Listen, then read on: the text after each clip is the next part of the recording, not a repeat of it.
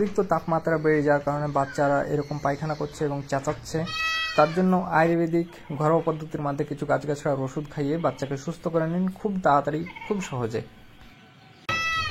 অতিরিক্ত রৌদ্রের তাপ, টেম্পারেচার 45, কোনো সময় তারও বেশি হয়ে যাচ্ছে, আবার রাত্রিতে টেম্পারেচার লো হয়ে যাচ্ছে, যার কারণে ছোট ছোট বাচ্চাগুলোকে খুব সহজে অ্যাটাক করে নিচ্ছে ওয়েদারের কারণে এবং তাদের শরীরের প্রবলেম দেখা যাচ্ছে। যেমন এর বাচ্চাটাকে দেখছেন, দুটেরই অসুখ একই টাইপের কিন্তু সিমটম আলাদা। এটার যে বাচ্চাটাকে দেখতে পাচ্ছেন এখন বর্তমানে, এটার পায়খানা হয়েছে প্লাস গায়ে জ্বর আছে, রৌদ্রেতে দেখুন বসে আছে, খাওয়া দাওয়া কম করছে, গায়ে জ্বর আছে, পায়খানা পাতলা পায়খানা আছে। আর এখন যে বাচ্চাটাকে দেখছেন, এই বাচ্চাটার পায়খানা আছে আমাশা টাইপের এবং গুটি গুটি দানার মতন বেরোচ্ছে দেখতে পাচ্ছেন। আর পায়খানা করার সময়তে অতিরিক্ত চিৎকার করছে, মানে চেঁচাচ্ছে। তার যে রেকটমটা জ্বালা পোড়া করে, যখন এই পায়খানাটা করে তখন অতিরিক্ত জ্বালা পোড়া করে, যার কারণে সেই ছোট বাচ্চাগুলো অতিরিক্তভাবে চেঁচায়।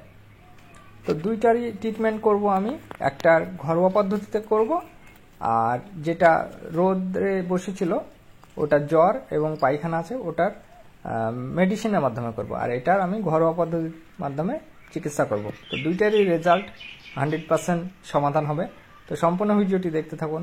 আমি ছোটন, আর আপনারা দেখছেন এমআরকে এগ্রো ফার্ম ইউটিউব চ্যানেল।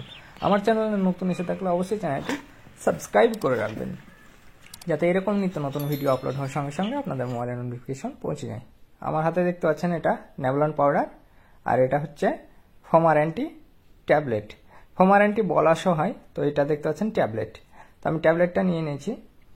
এছাড়াও আপনার এখানেও আরেকটা পায়খানার ওষুধ আছে, সিফ্লক্স টিজেড।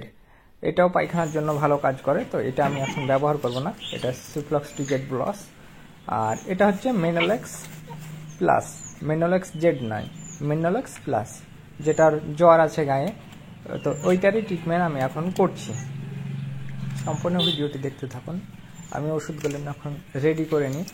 তো কতটুকু পরিমাণে ছোট বাচ্চাকে খাওয়াতে হবে তো সেটাও আমি বলছি।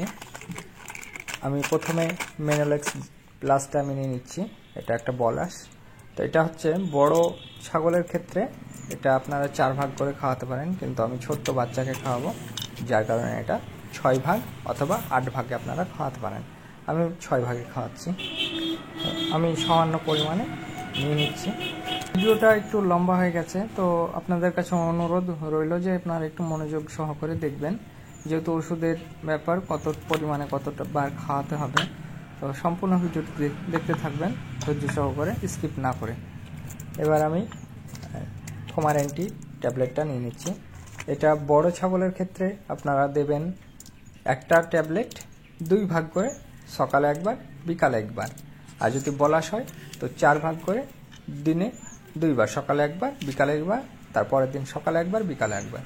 আমি ছোট বাচ্চাকে খাওয়াবো, যার কারণে এই ফোমারেন্টি ট্যাবলেটটা আমি 3 ভাগ করলাম, মানে একটা ট্যাবলেট 3 বার যাতে খাওয়ানো হয়। তো এবার আমি এই ট্যাবলেটগুলোকে ছোট ছোট করে পাউডারের মতন গুঁড়ো করে কেটে নিচ্ছি চাকুর মাধ্যমে। তো অবশ্যই আমার চ্যানেল এমআরকে এগ্রো ফার্ম ইউটিউব চ্যানেলে নতুন এসে থাকলে অবশ্যই চ্যানেলটি সাবস্ক্রাইব করে রাখবেন এবং পাশে থেকে নোটিফিকেশন বেল আইকনটি অন করে দেবেন, যাতে এরকম নিত্য নতুন ভিডিও আপলোড হওয়ার সঙ্গে সঙ্গে আপনাদের মোবাইলে নোটিফিকেশন পৌঁছে যায়।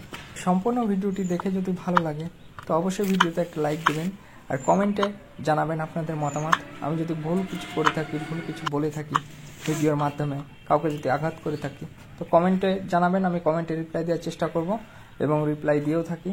তো সম্পূর্ণ ভিডিওটি দেখতে থাকুন স্কিপ না করে।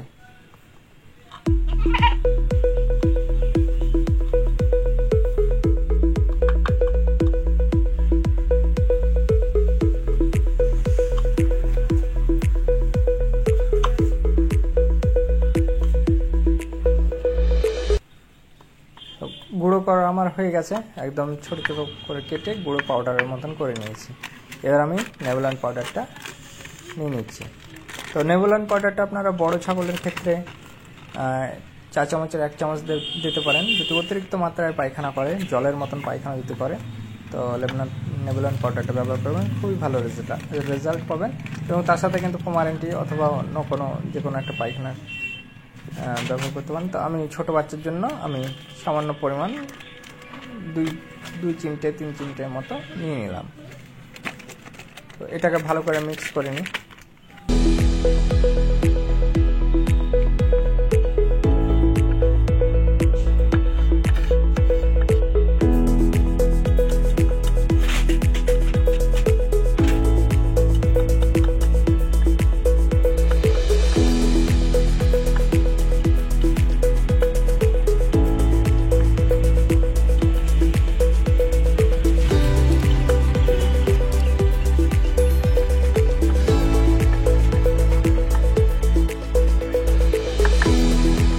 তো আমার মিক্স করা হয়ে গেছে, এবার আমি খাওয়ানোর জন্য রেডি করে নিচ্ছি।